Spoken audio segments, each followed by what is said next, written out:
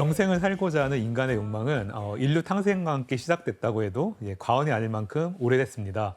자, 이런 영생에 대한 오랜 바람을 짐작할 수 있는 것이 바로 고대 이집트입니다. 고대 이집트인들은 이제 죽음 이후에도 삶이 계속될 수 있다고 믿었고 때문에 이들은 현재의 삶보다는 죽음 이후에 영생하는 방법에 대해서 많은 고민을 했다고 합니다. 와, 신기하다. 그런데 영생을 위해서 미이라를 제작할 때 이제 반드시 지켜야 될 것이 있었어요. 자, 몸 안의 장기 중 이것만 그대로 남기는 건데요. 어떤 장기를 그대로 남겼을까요? 심장인가? 심장. 오, 너무 빨리 맞추셨는데요. 예. 네, 바로 심장입니다. 고대 이집트 종교에 따르면은 이제 사후 세계로 넘어가기 위해서는 이제 영생과 부활을 상징하는 오시리스 신이 있는데요. 오시리스라는 신이 심장의 무게에 따라서 선악을 판별했다고 합니다. 그래서 가볍다면은 영생을 누릴 수 있다고 믿었던 거죠. 교수님, 그럼 이 이집트인들은 네, 사후 세계는 뭐 어떤 식으로 돼 있는 거예요? 이들한테는?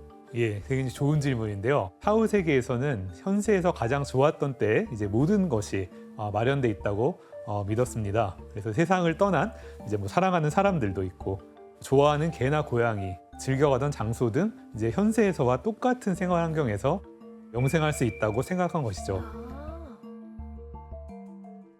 이제 사후 세계에서 행복이라고 느낀 것은 바로 농사를 짓는 거라고 합니다. 왜? 소 끌고 다 밭 깔고 하네 진짜. 그들에게 이제 사후 세계는 현실 세계의 연장선상이었기 때문에 농사와 같은 일상적인 활동이 이제 죽어서도 계속 이어진다고 믿었던 거죠. 그게 유지가 된다고 예. 믿었구나. 다만 이제 사후 세계에서는 고단함 없이 농사를 지으며 이제 현세보다 비옥한 땅에서 이제 풍요를 누릴 수 있다고 여겼습니다. 아마 저 사진 보면은 되게 풍성하게 잘 자라 있잖아요.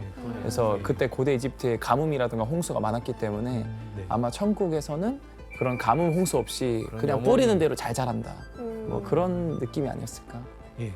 이처럼 이제 고대 이집트는 이제 죽음을 받아들이고 사후 세계에서의 영생을 준비해 나갔습니다. 자, 그런데 기원전 250년경 동양의 한 나라에서는 사후 세계가 아닌 현세에서의 영생을 추구한 인물이 나타나게 되는데요. 자, 누구였을까요? 진시황. 네, 맞습니다. 바로 중국의 최초의 황제인 진시 황제입니다. 진시 황제는 이제 기원전 221년 분열된 중국을 역사상 최초로 통합한 인물로요. 막강한 권력을 손에 쥔 황제였습니다. 자, 진시 황제는 자신이 이룬 엄청난 업적과 부, 이제 권력을 절대 잊고 싶어하지 않았겠죠. 그렇지. 진시 황제는 이제 죽음을 피하고 현실에서 영생을 얻기 위해서 이제 불로초를 찾기 시작을 합니다. 불로초. 네, 기원전 218년 이제 그의 앞에는 불사의 약을 찾아줄 수 있다는 이제 인물이 등장을 합니다. 바로 이제 서불이라는 사람이었습니다. 누구죠? 서불은 이제 방사라고 불리는 고대 중국에서 도교 서상을 연구하던 사람이었어요. 그래서 중국의 도교는 이제 불로불사를 실현한 신선이 되는 것을 목표로 하는 종교였습니다. 그래서 사마천의 사기에는 이 진시 황제가 서불을 통해서 이제 불사의 약을 구하려는 내용이 기록되어 있습니다.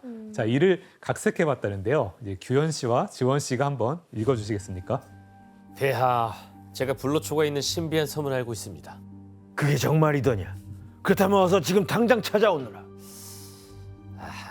그런데 그것이 그곳에 가기 위해서는 필요한 게 있습니다, 폐하. 그래, 무엇이 필요하더냐?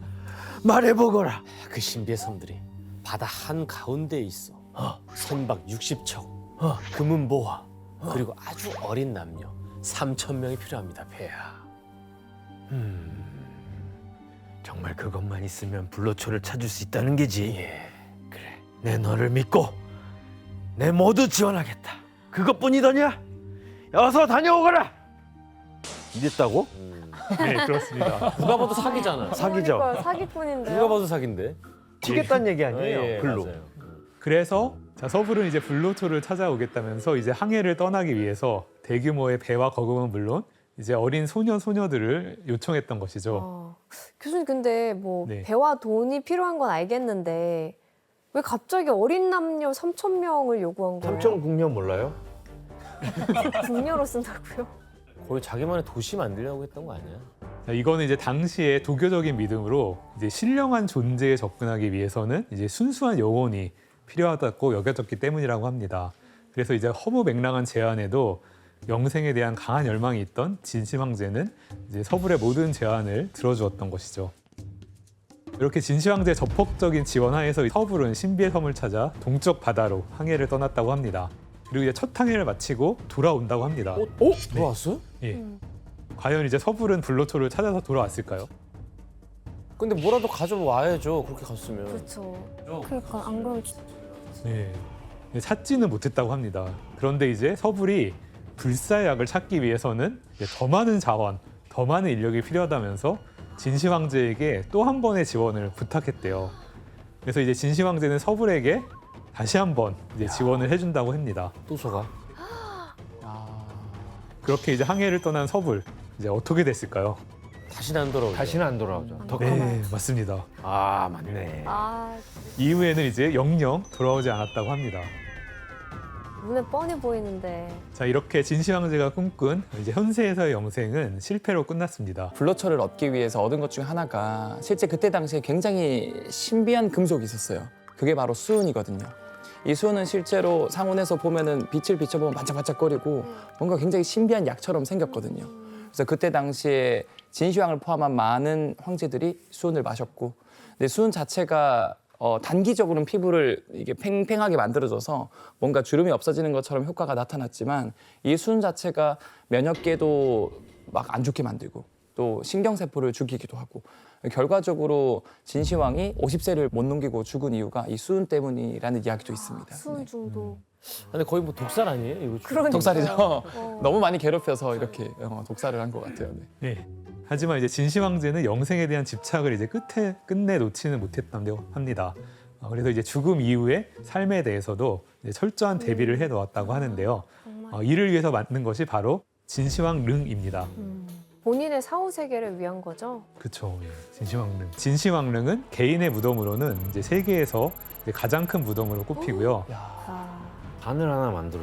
현세에서 영생을 누리지 못할 경우에 이제 사후 세계에서라도 영광을 누리면서 살 수 있도록 이제 무덤을 거대하게 짓고자 했습니다. 이건 무슨 민폐야 저게. 저쪽 지역에 아무것도 못하게 저게.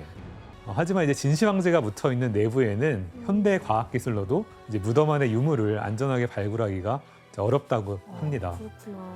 근데 전문가들은 완전 발굴까지는 약 100여 년이 걸릴 것으로 보고 있습니다. 자, 이렇게 이제 진시 황제는 살아생전의 불로초를 이제 죽어서는 거대한 무덤을 지으면서 이제 영생에 대한 간절한 염원을 드러낸 것이죠. 그 윤소혜 씨 고대 이집트와 중국 외에도 또 이렇게 영생을 꿈꾼 나라가 따로 있나요? 또? 네, 또 있는데요. 이제 기원전 2000년 무렵에 이제 메소포타미아에서 영생에 대한 소망을 담은 신화가 있었는데 그게 최초의 영생 신화로 알려진 이제 길가메시 서사시라는 거예요. 대충 줄거리는 이제 길가메시라는 주인공이 반신반인인 인물인데 인간 친구의 죽음을 목격해요. 그래서 충격을 받아서 영생의 비밀을 찾아서 떠나는 그런 이야기가 주된 내용이고요. 이 외에도 이제 그리스 로마 신화에 나오는 그 티탄이라는 존재도 불로불사의 존재고 세계 각국에서 조금 다르기는 하지만 되게 영생에 대한 신화들이 많아서 사람들의 영생에 대한 바람이 오래됐구나라는 걸 알 수 있어요.